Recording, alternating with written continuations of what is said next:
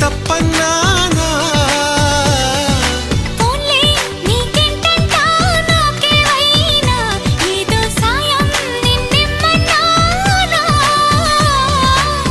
వలపంటే నిప్పు లాంటిది కలకాలం దాచలేనిది సలహా విని ఒప్పుకోవే ఇకనైనా